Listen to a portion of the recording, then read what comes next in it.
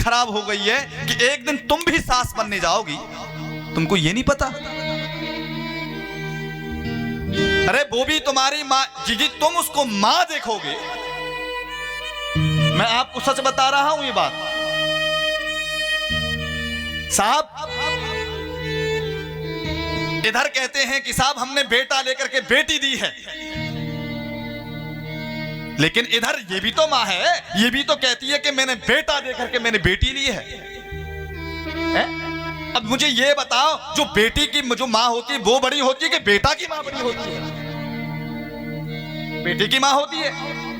अब सोचो, बेटी किधर आई? अपनी ससुराल पक्ष में आई, तो उसकी असली माँ कौन है?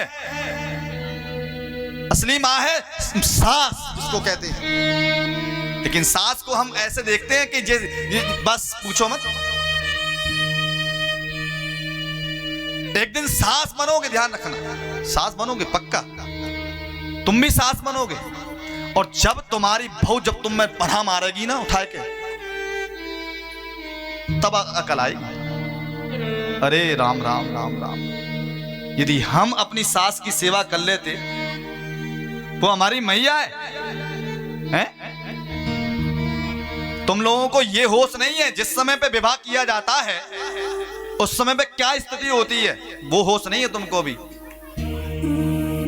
अपनी माँ तो माँ है और सास माँ नहीं है, बस। वो घर कभी नहीं बनेगा, ध्यान रखना, जिंदगी में नहीं बन सकता है वो घर।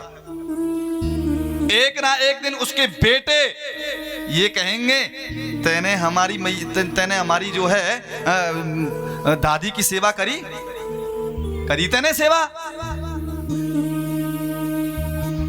बेटे कहेंगे एक ना एक दिन, जैसा कर्म करोगे वैसा ही फल मिलेगा। हाँ, अरे साहब, आम का पेड़ लगाओगे तो आम लगेंगे, और नींबू का पेड़ लगाओगे तो नींबू लगेंगे। नींबू पे कभी आम लगने वाले नहीं है। कभी विचार किया करो आप लोग, सास नहीं होती है, सास भी मां होती है, और मां तो मां ही है साहब।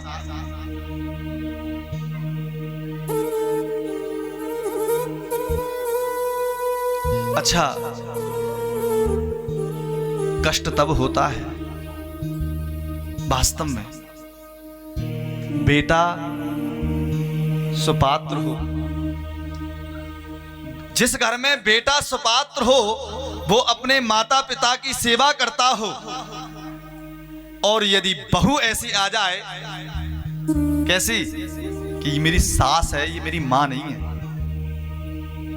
तो साहब एक बात बताना मुझे आप, कि उस बेटे पर क्या गुजरेगी फिर? उसका उसी दिन से, आप मेरी बात का विश्वास 100% करना, ये बात उसी दिन से उसका ये हो जाएगा, पत्नी के प्रति 50-50% प्रेम हो जाएगा बस।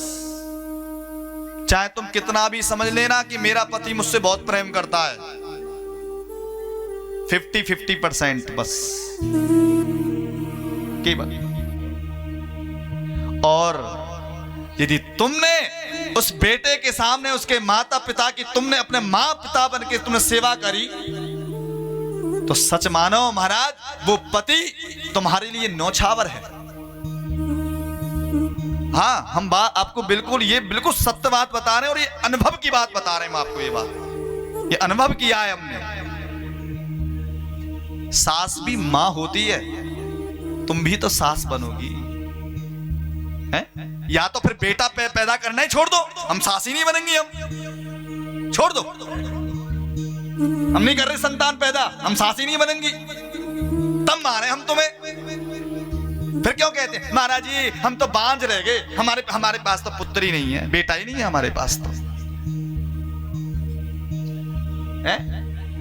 अभी भी समझ जाओ आप लोग, अभी भी समझ जाओ।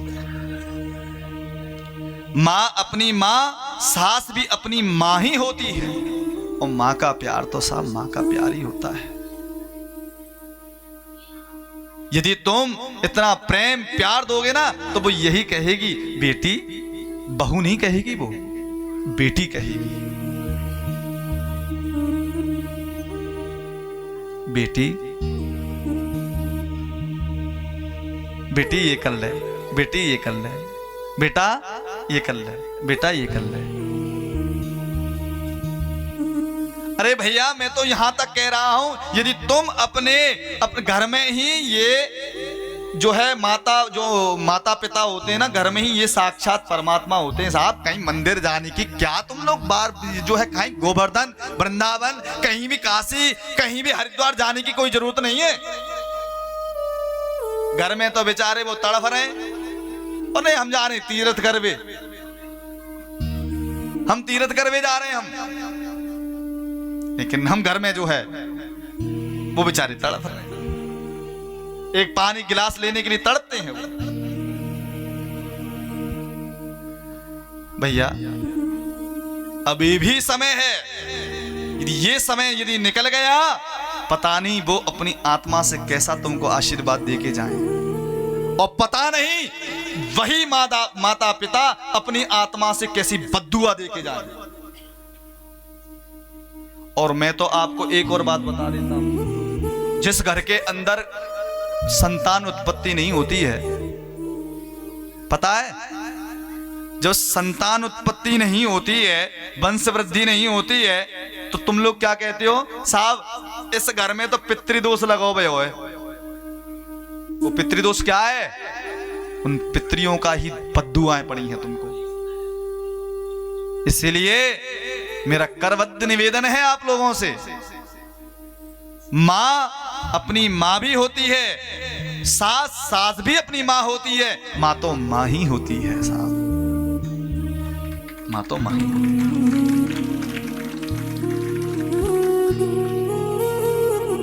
मौका निकल जाएगा ना तो लकीर पीटते रह जाना, बस लकीर पीटते रह जाना।